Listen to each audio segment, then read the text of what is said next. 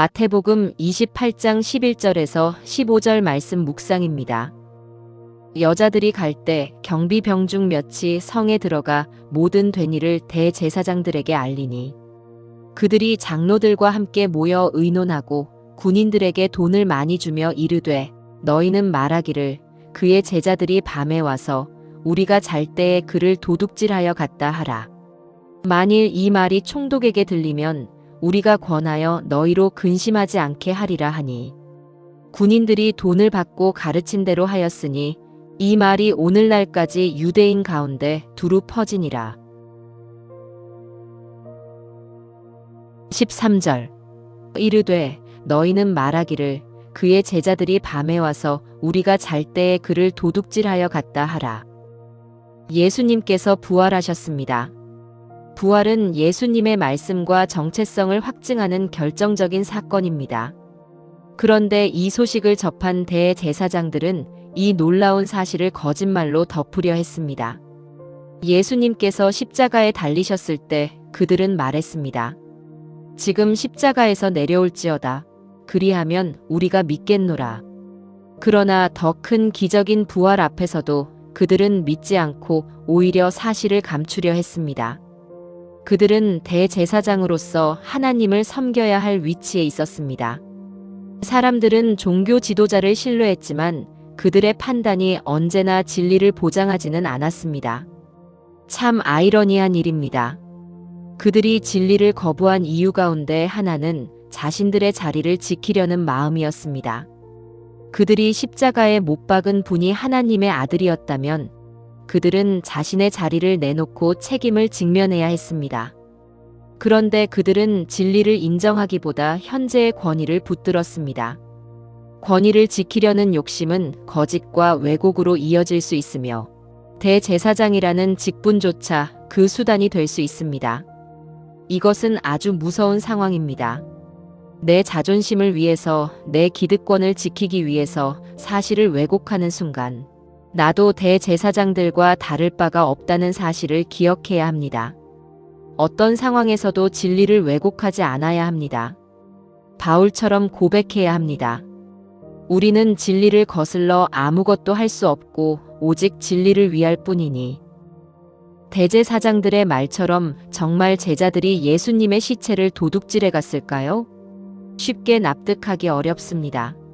십자가 사건 당시 도망갔던 제자들이 겨우 3일 만에 정신을 차리고 로마 군병들을 물리치고 시체를 훔쳐갔다는 것이 납득이 됩니까? 그 정도의 무력을 가지고 있었다면 차라리 십자가 이전에 싸웠어야 합니다. 그리고 제자들은 사람들을 속일 만한 동기가 없었습니다. 보통 거짓은 어떤 이익을 기대할 때 유지됩니다. 그런데 제자들이 부활을 주장해서 얻을 만한 이익은 전혀 없었습니다. 오히려 제자들은 핍박과 고난을 감수해야 했습니다.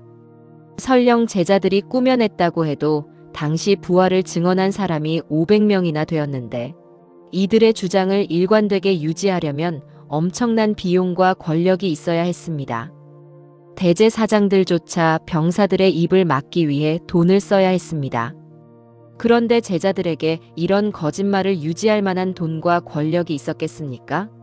설령 그렇다 해도 그렇게 많은 증언을 오랜 시간 유지하기는 어려웠을 것입니다.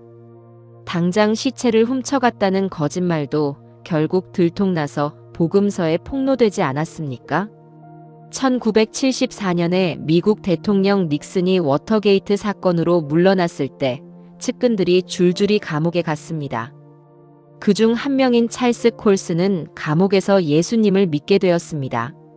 추록 후 그는 사람들에게 복음을 전하면서 남은 평생을 살았습니다. 그는 이런 취지의 말을 남겼습니다.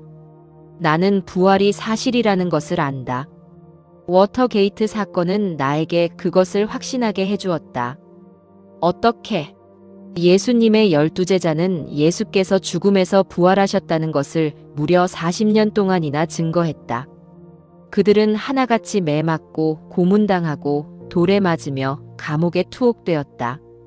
그럼에도 불구하고 단 한 번도 예수님의 부활을 부인한 적이 없다. 만일 부활이 사실이 아니라면 그들이 어떻게 견딜 수 있었겠는가? 반면에 워터게이트에 연루된 12명은 세상에서 가장 막강한 권력을 가졌던 자들이었음에도 불구하고 겨우 3주 동안도 거짓말을 유지할 수 없었다. 그런데 당신은 12사도들이 40년 동안 거짓말을 유지했다고 내게 주장하려는가? 그것은 절대로 불가능하다. 만일 부활이 거짓이었다면 공동체 내부에서 오래 유지되기 어려웠을 것입니다. 그런 거짓말을 증거하기 위해 목숨을 걸 만한 이유가 없으며 제자들의 삶은 그런 거짓말을 하기에는 너무나 진실하고 경건했습니다. 신앙은 사람을 정직과 겸손으로 이끕니다. 그래서 제자들의 삶 역시 의도적 조작으로 설명하기 어렵습니다. 흥미로운 점은 저는 이렇게 부활을 장황하게 설명하고 있는데 정작 제자들과 복음서 기록자들은 부활을 길게 변증하지 않았다는 것입니다. 그들에게 부활은 설명보다 증언의 대상이었습니다. 다만 이 글은 형제들이 부활에 더욱 확신을 갖기를 바라는 마음으로 덧붙입니다. 부활 신앙은 말이 아니라 삶으로 드러나야 합니다. 예수님을 대하는 태도는 우리의 믿음을 비추는 기준이 됩니다. 예수님의 부활은 그분이 진짜로 하나님의 아들이었음을 증거합니다. 이 사실은 깊은 경외심을 불러일으킵니다. 이 우주를 창조하신 분의 아들이 이렇게 작은 지구에 방문하셨는데 우리가 너무나 소홀히 대했습니다. 오늘 우리의 신앙 역시 주님을 경외하며 따르고 있는지 돌아보게 됩니다. 주 예수님, 주님을 경배합니다. 주님은 마땅히 찬양받으실 분이십니다. 주님을 아는 지식이 세상의 어떤 지식보다도 고상합니다. 주님의 어떠하심을 날마다 알려주십시오. 그래서 주님을 아는 지식 가운데서 자라가게 해주십시오. 예수님 이름으로 기도합니다. 아멘.